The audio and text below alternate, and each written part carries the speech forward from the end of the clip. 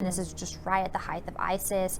There's the Russian military was within the region, and so we had a defense contracting company based out of DC that was filled with former military and intel officers, and so that was part of our team, our rescue team. And so they helped us get the refugees out of these horrible situations in these camps, and we resettled them to a host country in Europe that was actually defying the mandate from the EU and the UN that they had to accept everybody. And they're like, nope, we're only going to accept Christians. Welcome to The Right to Inspire.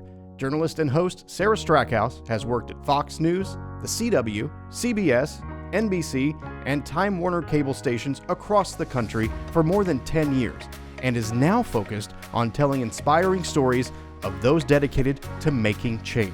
She's driving the message home that ultimately you have the right, the freedom, and the power to be the change you want to see in the world. You have the right to inspire. Yes, thanks so much all for joining us. I'm so excited to introduce you to Ashley Smith Thomas, who is the CEO and founder of Freedoms Fund USA. Ashley, thank you so much for joining us. Thank you so much. Appreciate it. Yeah, of course. I'm so excited to have you on because I think you really stand for everything that we're trying to portray in this show. I mean, you're inspiring, you're working to make change, and you're empowering people to do it themselves as well. So I want to really quickly give a little bit of background on your company or your organization.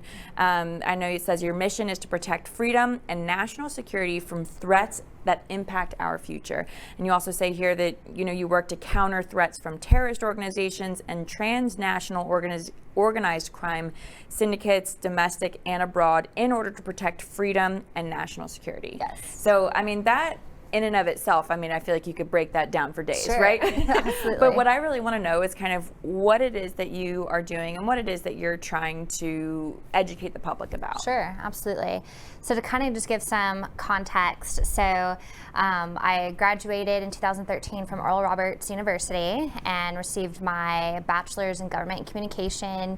And from there, I went on to work for a national media company. And then I was tasked to become the project manager over a $14 million project to rescue persecuted Christians that were targeted by ISIS in the Middle East. Wow. And so that was a life-changing experience, and actually being able to meet refugees and help them escape evil, and let alone help resettle them into a host country where they could actually thrive and live out their religious freedom, was such an honor to be able to be a part of that. Yeah. And it was from those experiences and learning what was going on that it actually was my first time being overseas. Wow. So that was such an eye-opening that when I came back here to the United States from traveling, it made me really appreciate our own freedoms, and hearing refugees just really sharing how they longed to be in a place of freedom and how so many actually wanted to resettle to the United States. It just was something that I wanted to dive deeper in and really understand what is religious freedom, what are our freedoms. And so from there, I went on to get my Juris Master's in International Law from Liberty University School of Law. And that just kind of really opened up this door of really understanding how the UN works, how international law works, and how just the refugee process and asylum and everything and human rights. And I know you have even governmental experience. I mean, you worked for a congressman as Yes. well. I mean, you have all of this fantastic experience that I think, really made you such a good expert in what it is that you're doing right now. Absolutely, and that's where I wanted to take all these experiences and put it into starting my own nonprofit, because in 2018, a gentleman who's the CEO of a security company, he approached me and he was like, can you help me develop a resettlement program? Because he was trying to get girls out from captivity from Boko Haram there in Nigeria. And so again, just studying these different terroristic groups, ISIS, Al-Qaeda, Boko Haram, Al-Shabaab, all these different groups, and then understanding the threat here at home. I went on and got my professional certificate in project management Management and U.S. Intelligence Analysis from SMU. So that in itself was such a great tool to understand and how to put together the link analysis. If you understand the threat, then break it down, and then how do we convey that message? And so from there, that's why with Freedoms Fund USA, my whole intent is to try and educate people to really understand, here's the threat to our national security and our freedom, but more importantly, I want to empower them of how they can take action and be part of the solution. I think there's so many Americans right now that are so hungry to be a part of the change. They're so hungry for truth, and they just want to do something. And I think this here is the perfect opportunity for us to provide some of those solutions and opportunities. But in terms of like the extremism and the human trafficking, what we do is we have collaborative partners. So we work in conjunction with our partners to help either bring awareness, educate people. I've got my husband, he has his own security consulting firm. So he's got all these guys who are former military and intel, and they can go perform recovery operations if need be, work with law enforcement. So we're working on what we can to just be part of the solution, whether that's recovering captives, whether that is helping change policy. But the biggest thing for me right now is to really look at the policy. None of this stuff can end until the law changes. Like with human trafficking, the law has to change. The border issue, the law has to change. And so that's for us. We're working on developing our own internal think tank called Freedoms Institute, because with that I want to help write articles, release information, tools, resources for people to not only become informed and educated, but also to really help drive to changing policy, because that's, at the end of the day, that's where the change needs to happen. Sure, absolutely. And I love that you're kind of attacking from two fronts, not only the educational standpoint, but also the physical standpoint. I mean, I want to talk about your experience when you were actually overseas. The first time you went over, I mean, what was that like? What were you actually, doing? What was that rescue mission like? Sure, absolutely. So one of the first initial rescues was in December of 2015, and this is just right at the height of ISIS. There was the Russian military was within the region, and so we had a defense contracting company based out of DC that was filled with former military and intel officers, and so that was part of our team, our rescue team. And so they helped us get the refugees out of these horrible situations in these camps, and we resettled them to a host country in Europe that was actually defying the mandate from the EU and the UN that they had to accept everybody. And they're like, nope, we're only going to accept Christians, because of what the concern was during that time was there's a lot of lone wolves, and it happened to be those who are of radical Islam. And so some of these countries, particularly more of your traditional countries, did not want that. So they trusted the fact that, okay, these are Christian families and they're in the family unit. They did not want what they call MAMs, which is military-aged males. They wanted the full family unit. So we were able to do that, and we thoroughly vetted them. For me, while our security team and the I don't say rescuers, but those who were like recovering, while they were on the ground in the Middle East, I would be in the host country, help develop resettlement programs, or be just on the receiving end when a family member would fly from the Middle East to that country.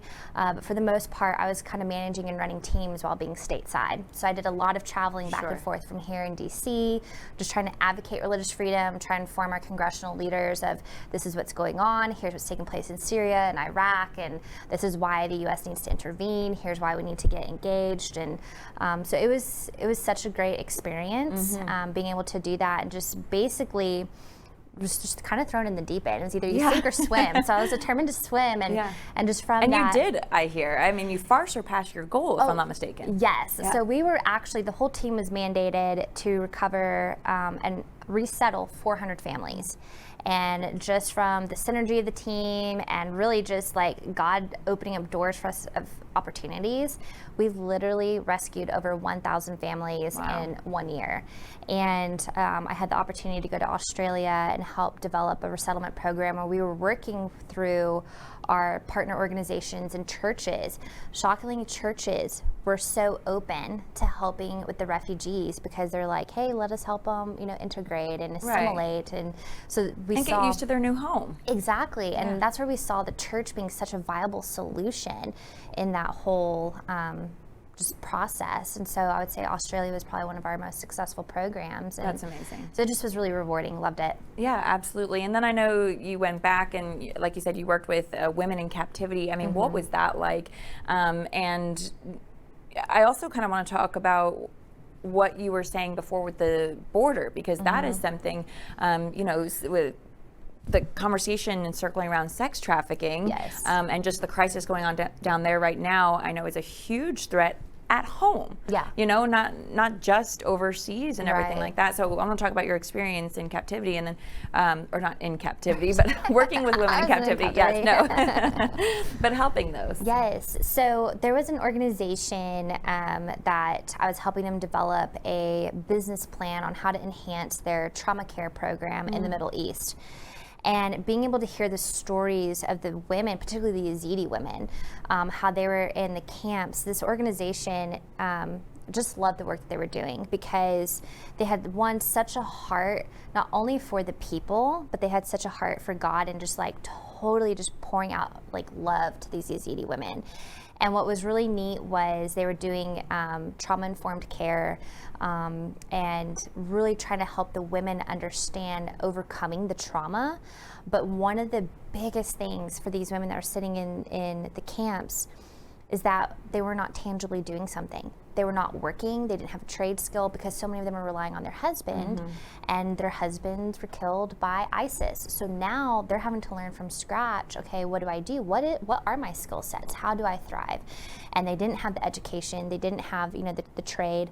And so that's where this organization was coming in to try and help them discover what their skills and talents are, so that way they could tangibly be active doing something, because the more you sit idle, the more that trauma festers and it just leads down a very serious path. And the more you re-victimize yourself and become a victim all over again. Yes, absolutely. And so that's where they did such a great job trying to create different solutions. And one of the things that some of the Yazidi women that they're helping so wanted to learn, they heard that in America, we're known for apple pie.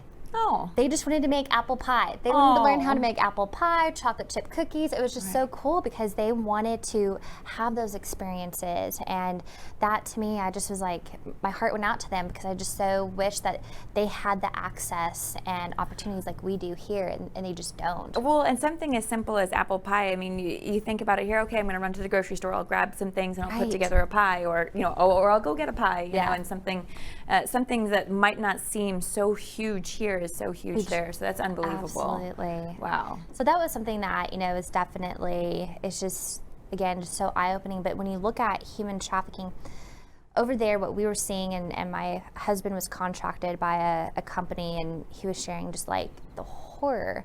But they had actual live footage of ISIS organ harvesting little Christian and Yazidi children. But they were selling it, this was happening inside Turkey, and they were selling it to Russian mob and organized crime syndicates. And so basically they were selling it on the black market. And so when the company that he was working with and contracted for went to tell the Turkish government, hey, this is what's going on in your country, they didn't do anything because these are not Muslim kids. They're Christians, and so they'd be considered the infidel. Wow. And so it was heartbreaking. So in that, what ISIS was doing, U.S. coalitions did a really good job in trying to minimize the threat of ISIS, but as well as the basically their cash flow. And so one of that was when they were securing the oil fields. Well, a U.S. coalition totally took that out. So now ISIS was needing more money. And so a way that they were figuring out on how to generate revenue was human trafficking and organ trafficking. And obviously organ trafficking falls under, human trafficking, but just from, sexual slavery to the organs to labor. And these horrifying children just sold all throughout the Middle East. And what's really interesting is there's a lot of, organizations that do rescue operations overseas, and it's definitely easier to go kick down a door and, you know, rescue someone. But when you look at here in the United States, it's a completely different beast. Yeah. And it's so different. And that's something I want to kind of take a deep dive into, because I mean, these stories are horrifying and they're terrible, but you know, someone watching might be, okay, you know, that's terrible, but that's overseas, that's far away. You know, what about the immediate threat to Americans right here? Yeah. You know, what are your thoughts, and what are your sources seeing over, you know, at the border? Because you see a lot of mixed messages in media. I mean, but just recently, even CNN said that in March, Border Patrol encountered or arrested more than 100,000 illegal immigrants trying to cross the border. And that was just mid-March. By the end, there were 172,000, according to CBP. And that's the highest it's been in 5 years. Yeah.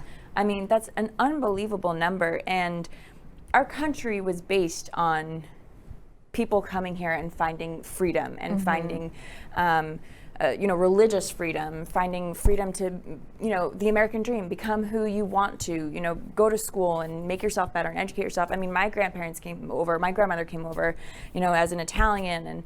And, but I think right now, one of the issues that we're seeing is that we have a broken immigration system. Right. And while it would be phenomenal to allow everyone in to get those amazing freedoms that this country affords, I mean, we can't even take care of Americans we have here. Sure. Veterans, I mean, the number is astronomical. HUD said 40,000 veterans are homeless any given night. I mean, if we can't save those who are out there fighting for us and putting their lives on the line for us right now, how are we supposed to accept all of these people without possibly proper vetting? Sure. And what threat does that pose to our country? So that's kind of my question, but you know, what are you seeing and your thoughts on that?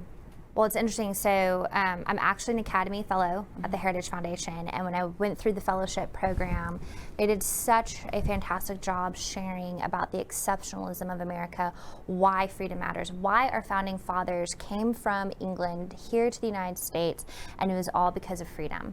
And there's such hope and even hearing stories from refugees overseas, they longed to be in the United States because they see the U.S. as that beacon of hope, that city on a hill, like, you know, Reagan would talk about.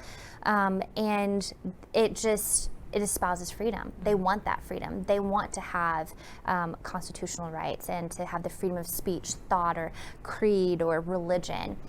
And I think what is so interesting is this crisis at the border. Yes, are there families who genuinely want to be here? Sure, I don't doubt that.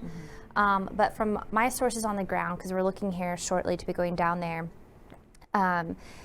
just from my sources, they shared that in March, the cartel, basically, they run the whole border. They own the border. The cartel, in my opinion, should be designated a terrorist organization. Why the U.S. has not designated them as a terrorist organization, I don't know. I've got my own theories behind it, but they should be designated as terrorists. Unfortunately, they're completely controlling the border. They control the Mexican government. And the horror stories that my sources were sharing, the cartel made over $14 million per day in the month of March, just smuggling and trafficking people through either to our border or over our border. And there's different, from what I've been told, there's 37 checkpoints within Mexico, and those checkpoints are actually controlled by the cartel. So when these people come up from Honduras, Guatemala, they hit these checkpoints in Mexico until they get to the actual border. Unfortunately, women are being abused, they're being raped, you know, children sexually assaulted, all this stuff that's going on for them just to get to our border. And then once they've exhausted their finances, they have to pay the cartel even more money just to get across here into the United States. So it's a moneymaker scheme for the cartel. And unfortunately, many lives are being impacted. A source had shared that when people come across to the U.S. and if they've been deported, they get sent back into Mexico. And there's this park called the International Park, and there's just all these people hanging around because they have no way of getting back to their home country. They can't get into the U.S. Now they have nowhere to go. They have no finances. They're just stranded right there in this international park. And they were sharing when they went there meeting with people in that park, they said you could see the coyotes just hanging around, watching the women and the children to prey on them and completely compromise, their vulnerabilities and say, hey, we can get you to the U.S., but really you don't know where they're going.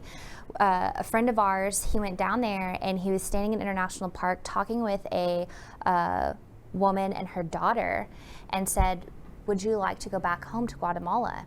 And she was like, yes, but I can't go anywhere without approval from the Federation of Mexico, which is the Mexican government. So she had to get a slip of approval just to move outside that park.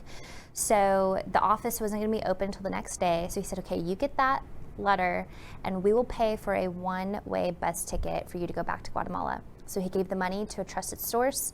The next day, when our friend was back here in the U.S., he called the trusted source in Mexico and said, hey, were you able to get the bus ticket for this woman and her daughter? He said, no, he couldn't find her. He could not find her or her daughter anywhere. And so our friend was sharing, he's like, the coyotes, they were just hanging around. And so we have no idea where this woman went, where her child went. And so these are some of the tragic things that people go through just to get into our country. The concern that I have with the border, I believe that border security is national security. It is not fair for the women and children, particularly the children who are being used to get into this country. It is not fair for them to be forced here. They didn't ask for it. And now they're here, now where do they go? And a source of ours had shared that in and through all of that, just like the children being dropped over the border wall, or they're just being lost in the desert. You've got organizations on the ground that are trying to help take care of them, but it's like, where do they go? Where? And I know here What's in Dallas, the solution? Exactly. Yeah. No one's offering solutions. And so what is really interesting is, in and through that is the asylum. Because I was asking someone about that. I was like, how's this happening? Because according to international law, the asylum process, in order for you to declare asylum, you have to have proof and evidence that you have been persecuted because of your beliefs, your religion, your politics, or that you have a fear for your life. You have to have evidence that indicates and backs up why you're claiming asylum. I mean, what does that mean? Do you have to come in with a black eye? Like, what is evidence? I think like documentation. If you had documentation, if you had pictures, if you had proof, texts, emails, whatever, something that you have been threatened. Then when you come to a port of entry, then you can claim asylum, and by law, then Border Patrol, Customs Border Patrol have to then take on that case. Then what it does, they go through the processing, they validate and verify your story, and then it goes on to, okay, well, then here's a judge, and then the judge grants you, the asylum, basically grants you asylum or not, and say, sorry, there's nothing here, you got to go. And what is mind-blowing to me and what I've been told is, the reason why people are using children is because it helps them bypass the asylum process. So when they come here and they say, okay, well, we're here to claim asylum, help us, they use children as basically as their pawns, and I hate to say that, but it's like pawns to get them into the U.S. And that's why we're seeing so many adults with children, and those are not even their kids. And so that's why I think Congress had passed a bill to do the DNA testing, because so many children were coming in with adults, and those are not even their parents. Right. And so that in itself is just a threat, because it's like, okay, then who are these individuals, these adults that are coming into our country? And what's really shady is when you have adult males bringing in children, and they're not even related. So it's like, okay, how did you get those kids? Right. And who paid you? Where's this relation? Exactly. And so to me, I'm all about, the law and justice, and I'm just blown away just at the fact that even just from basic asylum, that these people are coming, they don't have evidence of persecution or what's going on, and then they come here and they just say, okay, asylum, because they're being told that they can come to America. And that, to me, I'm just like, we have our own issues to take care of here, and, I know that so many families are here, so many children have come here across that border, and I know that President Biden has said that they're not, he's not deporting them, and they're going to stay here. And I know we just need to accept it, but at the same time, it's like, okay, but we have our own issues. Right. We have children who have been suffering because they haven't been able to go to school and because of the COVID lockdowns. And what if the school was the only way that they were getting a hot meal that day? And so you have that. You have our veterans, the homeless rate. And then even look here in Dallas at the homeless population here. Look at Austin of, the homeless putting up camps. California. Skyrocketing. Oh my gosh. Yes. Especially San Francisco. So it's like we have our own issues, and to then compound this right on top of it, my concern is that what this will do is create destabilization. And when you create destabilization and you destabilize a society, then that's going to create a vacuum then for bad actors to step in, and then that completely alters and changes everything in the dynamics. It changes the culture, it changes the way we do things. And it's really setting a dangerous precedent, I feel like. And if we don't secure our border, my concern is what is America going to look like here within the next couple years? Well, and I think to kind of piggyback off of what you're saying, our country right now, our society right now is very susceptible to what they're seeing in the media. They're very susceptible to, not necessarily doing their own digging. They take a headline and they take it at law. I think right now, and we talked about cancel culture before, right now our country and our society is very quick to assume and very quick to just take whatever is in front of them as law. So with people coming in, like you said, if that vacuum comes in and someone else comes into power, those bad actors come into power, we're either not going to know about it. That's my concern, is we're either not going to know about it, it's not going to be reported on, or those bad actors are going to come in and just take over because we're just going to follow. And everyone says, oh, well, that would never happen in America. That could never happen. Our freedom could never go. Yeah. Well, really, our country just went on lockdown. Really, everyone has to wear masks. Right. And I'm not saying by any means that, COVID is not real. I'm not saying that. I'm not saying that, those who died, our heart doesn't go out to them. That's not what I'm saying. But for a government to say every business has to close, I mean, that's the first step towards taking away the freedom of the country. Absolutely. And I don't want to speak for you, but you're not, to my knowledge, you're not saying that you don't want people to come here for safety. So people who are being persecuted, you're not saying that you don't want them to come here, but it's just, we need a solution. We need a solution, absolutely. We need something. And I'm all for those who, I remember in 2016, if I was President Obama during that time, I would have totally been like, hey, let's bring these Christians, these Yazidis into, the United States. Let's help them, during this time. And, I wish that we could have done more during that, time, and especially when the Yazidis were basically chased at Mount Sinjar in 2014, and President Obama drew that red line in the sand and nothing happened. And I just felt like that was so tragic. Like it just set this horrible tone in the area, and it just was not good for America on that. But I'm all for people wanting to migrate and immigrate to the United States. I think that is fantastic. For me, I'm just like, let's do it the legal way. Right. But in doing it the legal way, the problem is that to become a legal citizen is taking years upon years for people just to go through the process. So the people who are coming here legally, it's almost like they get first choice, but those who are choosing to come here legally, it's like they're just getting dragged through the system, and that's unfair because they're choosing to come here the right way. Right. And those are the ones that should be priority, in my opinion. And so there was a new friend that I met, and she was originally from Kuwait, and she was sharing her testimony of how she grew up in an Islamic family, and then when she came here to the United States, she became a Christian, and then now her family had a fatwa against her and all this because, like, how dare she become a Christian? And so hearing her story, what was so fascinating was she said it took her 18 years to become an American citizen. Wow. 18 years. And that to me is so unacceptable. It should not take 18 years, but it's okay to come here legally, and we'll give you benefits. And in New York, we'll give you $15,000. And you can vote. And you can vote, and you can have medical benefits. And it's like, whoa, wait a minute. What about those who are actually trying to do it the right way? Right. And it's a slap in their face, I feel like. So I'm all for immigrants coming here, and I think America was founded upon immigrants, and there's so much value that immigrants can put here in America. And I'm just all for doing it the right way, and policy needs to change. And I think what you're doing, trying to bring awareness to the situation, is fantastic, because, I just had a friend recently say, oh, but I hear that what's going on at the border is getting much better. Oh, really?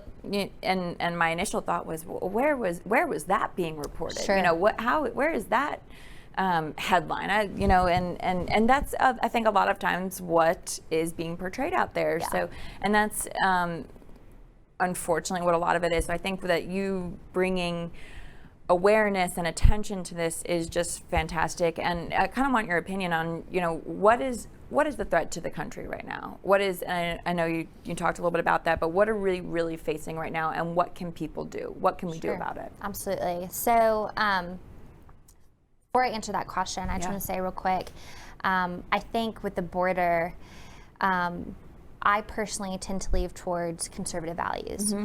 But it's also disheartening when we see Republican senators and congressional leaders go to the border and say, oh, this is Biden's fault, this is his problem.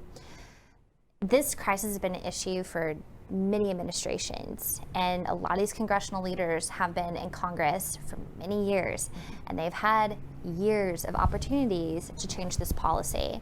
So for me, I'm beyond hearing these talking points and the blame game and let's all just point fingers at Biden.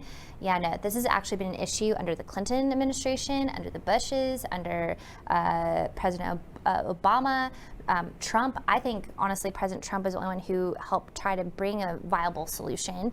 And then you have Biden. And so it's just, this has been an issue, and really what we need is politicians who will actually do their job. Right. Is so really it's not a left need. or right, it's a humanitarian problem. It's a humanitarian problem, exactly. So that needs to be resolved. To answer your question, I'd say right now the greatest threat I feel like is this rise of communism and the influence of China here in our nation.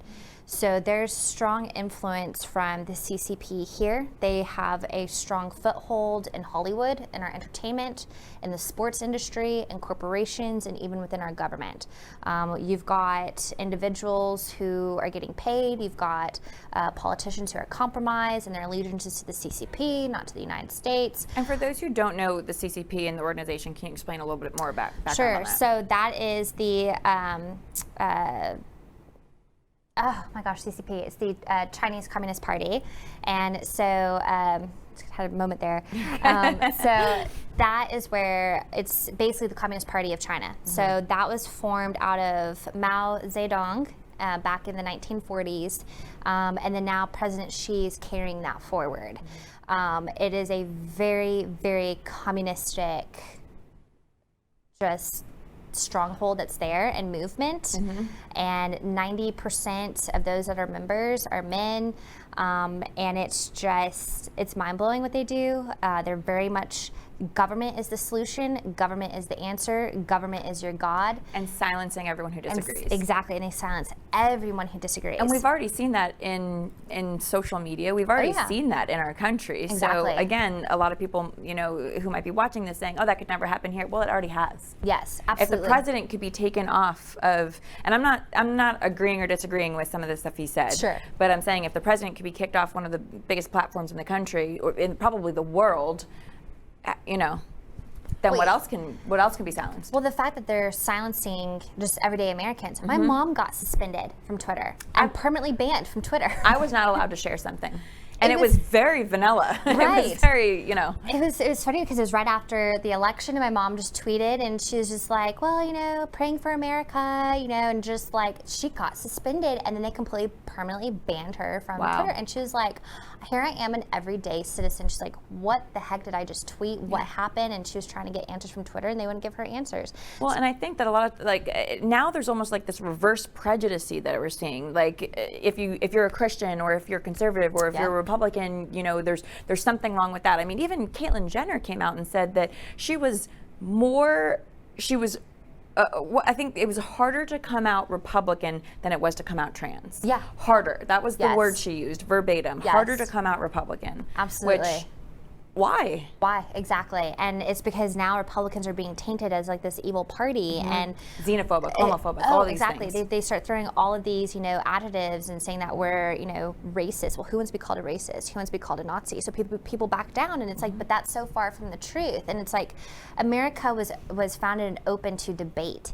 We should be able to debate. We should be able to share our thought processes and still be kind and respectful. Exactly. And I think those things should never be, of course, taken away. I mean, you should never be so intense about your feelings or what you're saying that you can't hear the other side. And that you silence the other person. Or that you silence, Yeah. exactly. But I do think that, people are scared to speak out. They are, and I think that is why this push for communism is happening more quickly than what we realize here in our nation. And so you look at some of these different movements that are taking place here in the United States. Just recently, I think it was over the weekend, I saw an article that one of the co-founders of Black Lives Matter, Inc. shared that she's writing a book, and it's going to be like Mao's Red Book. That is dangerous, because now all those followers, if they read her book and it's espousing basically communistic CCP agenda, that is going to be so dangerous for this nation, because I guarantee you a lot of people are going to believe it, they're going to follow it, take it as truth, and it's wrong. This is not what America was founded on. We were not founded on communistic principles, and that is where I feel like that is our threat right now, is just this communistic agenda that we're seeing through various movements, these Marxist movements. I had no idea, but there's a Communist Party of Texas. Wow. And they were in Austin marching on May 1st. And they were holding signs that had Karl Marx on it, they had Mao, they had Stalin, and they had Mussolini. And I was just waiting to see Hitler, but I didn't see Hitler, but I was like, oh my gosh, what is this? This was here in Texas. Wow. And so much of the political landscape, everything is changing. And if we want to protect our freedom, let alone the security of our nation, like, we have to stand up to this. And this is where I empower people. Do not be bullied by the cancel culture movement. You continue to use your voice, because you have every right, just like they do, to espouse and speak what you believe in. Yeah. Do not kowtower, because the moment you kowtower to that cancel culture movement, they own you, and then they can control you. And so that's why I always encourage people, be bold. There's a scripture that says, be bold as a lion. I'm like, hey, be bold as a lion. And I always share with everyone that President Ronald Reagan once said that evil is powerless if the good are unafraid. And so as if us, the good people, can rise up and be unafraid and just speak truth, have the facts, not to go challenge everybody, but if you have the facts for what you believe in, just share that with people and just speak truth. You don't have to fabricate the story, you don't have to sensationalize, just speak truth. And then more importantly, and I know some people get tired of hearing this, but I did not realize how important getting involved at the local level is until the election of last year. Yep. I have always been so focused on the national level, the presidential election, yeah, of course, exactly, yeah. And what's going on in Capitol Hill, and what's going on around the globe. That I personally failed to see what was going on at our local level. That it was eye-opening for me in November of last year. That I thought, oh my gosh, no, we have to focus on what's going on here. What's going on in our own backyard? Right. Well, I can tell you, in our own backyard, there's human trafficking. There is communist movements. There is radical Islam. There's extremism. There's cartel members here. So it's like, okay, what are we doing? And we have to become aware of what's going on right here at the local level, because if we can protect our community and we can protect our state, then we're setting an example, then I believe, for the nation. So Starts at home. it starts at home. So that's why I just encourage people to get involved at the local level. I always encourage them to just be bold, speak truth, and more importantly, I've been speaking so much lately at different groups, and what's been brought up a lot is the cancel culture. And I'm not a parent, but I have many parents asking, okay, I've got a child that is challenging me on this, or I've got a child that's in their 20s and they believe in the critical race theory, and that they believe that they're racist, and they're taking on all of this, and they're like, how do we counter that? How do we deal with that? And that's why I was so glad to see in Southlake these parents rise up and say, no, you're not teaching critical race theory in our schools. And that teacher out of Louisiana, I just saw, he stood up and was talking about the critical race theory being taught, and also pronouns, actually. Yes. And I just listened to him, and it was kind of interesting what he was saying. And there were a lot of people saying that he should be banned as a teacher because he's saying these things, but he made sure, he said he made sure before he went up there that he was not contradicting or speaking out in a way that he could get fired or anything like that. He was just voicing his opinion at a school board meeting, and it's interesting to see. Yeah, and that's why I'm always showing parents. I'm like, parents have got to get involved with their kids. Parents have to get engaged. And at least have that conversation. Yes, absolutely. Have the conversation with them, but then also go one step further and see, what are my children being taught? What's the curriculum? Because if more parents would rise up like the parents did in Southlake, a lot of this, I believe, this cancel culture and this critical, it'll be shut down. And it needs to be shut down, because what it's doing, it's creating so much division, and it's not even accurate information. And so when you push the 1619 Project, which is such a false view of history, even historians have come out against the creator of the 1619 Project that this is wrong, because the danger is when you interpret history through political ideology, then you're not really interpreting history based on the foundation, the factual basis. Based on the facts. You need to stick with the facts and not interpret things through political lenses. And so that's why I'm even just encouraging parents, hey, push back against the school. Don't be silent. Just, keep going. Well, and I love that you brought up facts. As a journalist, that's where my background is for, forever. You're supposed to stick to the facts when you tell a story, right? You're, whether it leans right, whether it leans left, whether it disproves, proves, whatever it is, you stick to the facts, you stick to the statistics. And of course, there are always ways, as a journalist, I know this, there are always ways to mess with the statistics to tell your story, right? Your narrative. Absolutely. But I love that you're sticking to the facts. And I want to talk really quickly also about your show, Freedom Talks, because I remember you explaining it and you were wanting to tell the facts. So tell me a little bit about your show. Absolutely. So I'm excited that here by the end of the month we'll be launching Freedom Talks, and the purpose of this podcast is to educate people about key freedom and national security issues. I want to help take all this knowledge that I have and bringing in subject matter experts that can speak to these key issues so that we are aware. We can't trust mainstream media. We can't even trust some of these conservative outlets. I've seen a lot of conservative. There's so much bias on both sides. There is. Really? And I've seen some of these conservative, national leaders that on social media that have a platform, and they are gaslighting. They're gaslighting to push their narrative, and I'm like, that's so wrong. I don't want to hear the half truth. I want to hear the full truth, and I don't want to hear the half truth to push your agenda.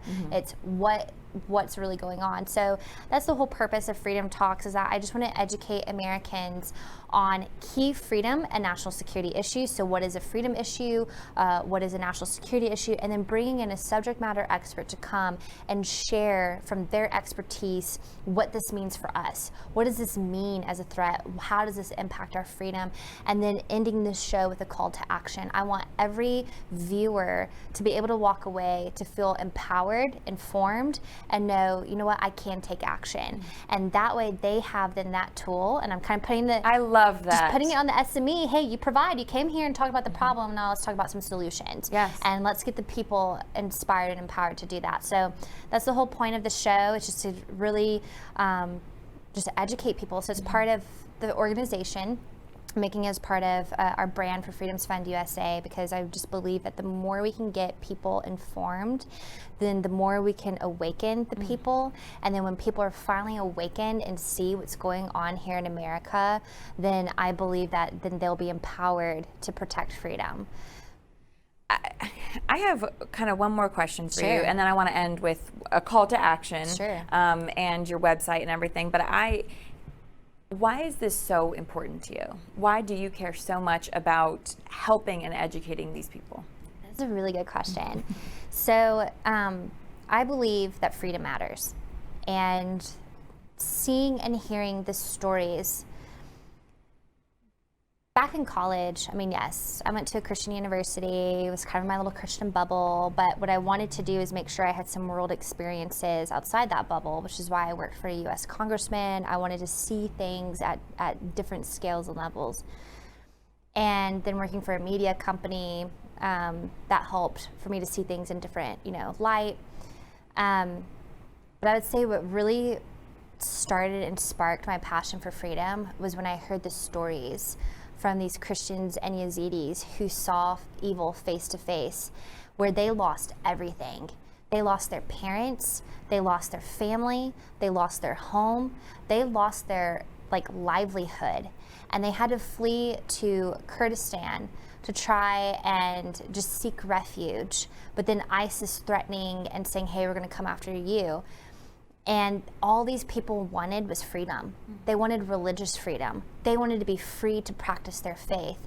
And hearing that and hearing the plea and what they had to endure every day while they're in captivity, and being in the host country and seeing them rejoicing that they were free to practice their faith, that to me is why I'm so passionate.